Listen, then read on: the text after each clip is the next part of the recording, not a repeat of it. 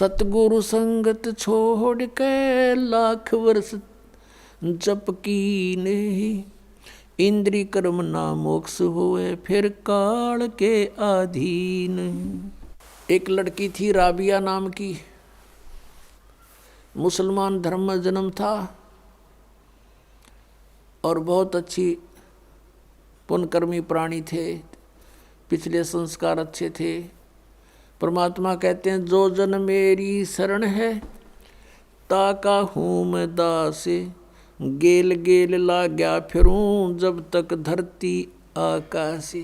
पुण्यात्मा, आप कोई आम आत्मा नहीं हो, आप कभी ना कभी परमेश्वर कबीर जी के चरणों में रहे हो। जैसे आज से 600 वर्ष पहले सन 1398 से सन 1518 तक परमात्मा 120 वर्ष तक यहाँ पृथ्वी पर रहे, एज ए सतगुरु रूप में रहे और स्वयं परमात्मा भी थे। यहीं से इस पूरे ब्रह्मांडों का रिमोट उनके हाथ में था। तो उस समय उस परमात्मा के 64 लाख शिष्य हुए थे। वो कितने दयालु है पुण्यात्मा, आप सोच नहीं सकते, क्योंकि हमारी बुद्धि तो काल ने बांध रखी है और हमारे को तो यहाँ के संसारिक के झूठे सुख ही फाइनल नजर आ रहे थे अभी तक, जब तक ज्ञान नहीं था। अब वो दयालु 600 वर्ष पहले आया, इसलिए आया कि इन आत्माओं को एक बार रिचार्ज कर जाऊं, फिर इनको मनुष्य जन्म मिलते रहेंगे जब तक पिछली पीढ़ी आएगी। ये कलयुग के प्रारंभ की बातें हैं। सन 1398 संवत 1455 ये ज्येष्ठ सुदी पूर्णमासी को परमात्मा सतलोक से चल कर आए, अपने निज स्थान से, उस ध्युलोक से,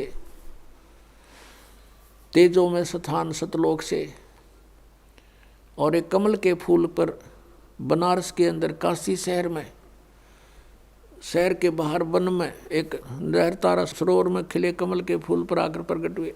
वो प्रथम चरण था कलयुग का।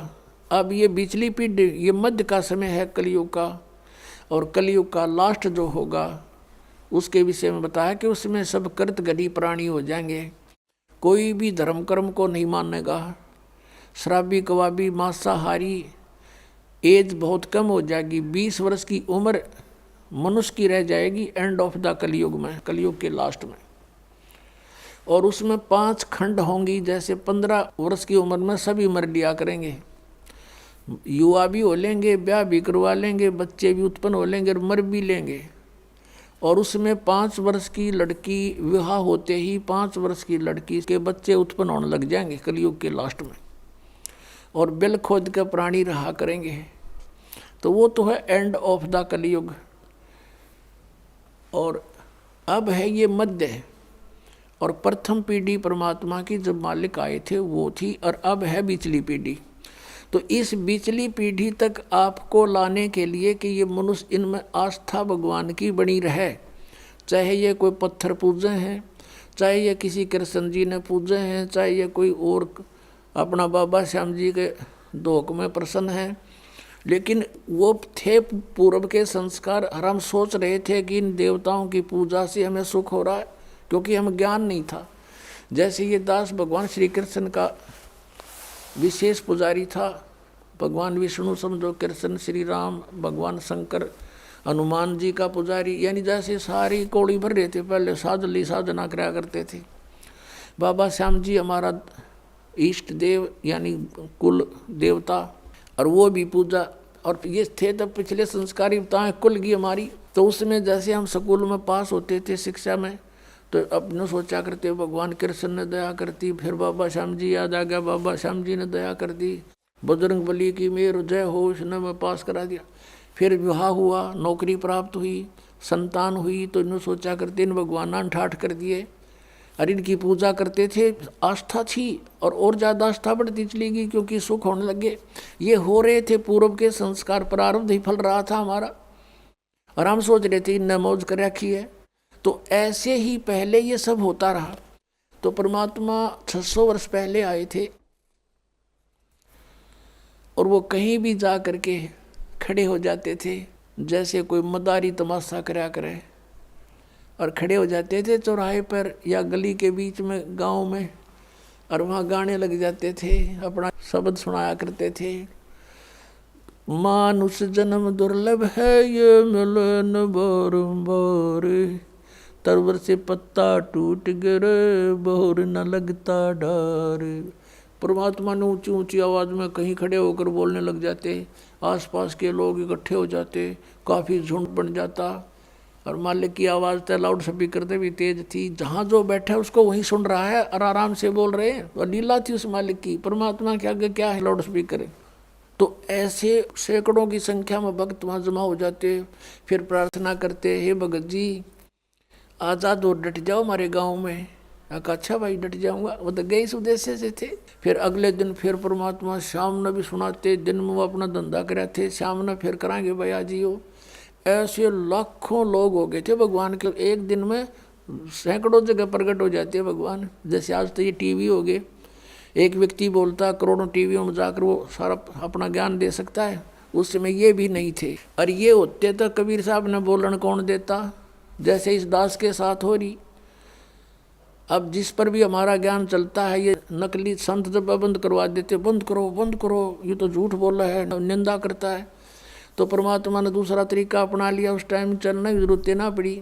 तो ऐसे, और फिर उनको सुख हुआ नाम लेते ही, केवल प्रथम मंत्र देते थे भगवान उस समय, और बीच के ओनली ये 5 नाम जो आपको प्रथम मंत्र में दिए जाते, ये थे वो 5 नाम जो राधा स्वामी वाले घाटा जोड़ रहे हैं। 5 नाम, वो 5 भी नाम वो भी कोई ना काल के 5 होते हैं। और इनसे लाभ होगा आपको यहाँ का भी, और यहाँ से हम चलेंगे जैसे हमारे शरीर में चैनल बने हुए हैं, इनमें ये प्रधान बैठे हैं, इनके मालिक हैं ये, इनका अकाउंट क्लियर करके हम आगे जा सकते हैं त्रिकुटी पर। तो उस समय हमें ज्ञान आधार नहीं रहा, सुख गणे दिए परमात्मा ने, क्योंकि ये सुख सागर है प्रभु। इसकी शरण में आते ही किसी को प्रेतबाधा थी, कोई देव रुष्ट था, या कोई शारीरिक कष्ट था, कोई सांसारिक बाधाएं थी, कोई कर्म ठीक नहीं हो रहे थे कार्य, वो सब ठीक होते चले गए। और ऐसे करिश्मे करे परमात्मा ने। उनके घरों में गरीब व्यक्ति थे, और शाम ने 10 रुपये धरके सोते, तड़के सो पाते उनके घर पे, और वो आकर बताते तो गुरु जी की कृपा से ऐसी रजा होगी। कोई नो कहना तुम रख के भूल गए हो गया, आप पे थर भूल लाग रही है, नो कदे हो आकर। तो वो जिसके बीतता वो जान कड़ब दर का भूलना समय था उस समय। तो अब भी ऐसी लीलाएं हो रही हैं। एक भक्त बता रहा था जी, मैं 1-1.5 वर्ष से कोशिश कर रहा था पुस्तक पढ़ के कि चालू नाम लूँ, पर पैसे का अभाव था। तो वो कह रहा था कि ऐसे करते करते मैं घना दुखी हो गया, भगवान परमात्मा का इतना अमृत ज्ञान और मैं पहुँच नहीं पा रहा, रोने लग गया। एक दिन कहता 100-200 रुपये बैंक में पड़े थे, वो निकलवाने गया था, 6,000 रुपये बैंक में पाए, 6,000 रुपये मेरे अकाउंट में जमा हुए पाए। लेकर छक्कर हो ये परमात्मा, या दया भी बख्श दी। अगले दिन ट्रेन पकड़ दी, बहुत दूर रहने वाला था बच्चा। तो ऐसी ऐसी लीलातियाँ लाखों करेगा परमात्मा आपके लिए, लेकिन आप किसी और को बताओगे उनका झूठ बोल रहे हैं, क्योंकि उनके साथ कभी ऐसा हुआ नहीं। हुआ क्यों नहीं? क्योंकि उनको पावर का कनेक्शन मिला नहीं। जो मैनुअली जो कार्य होता है, पावर का काम उससे अलग होता है। तो यह पावर का कार्य है, परमात्मा का कार्य है, ये जनसाधारण नहीं मान सकता इन बातों को। तो इस प्रकार परमात्मा ने वो 64 लाख शिष्य हो गए, सबको ये मंत्र दे दिया।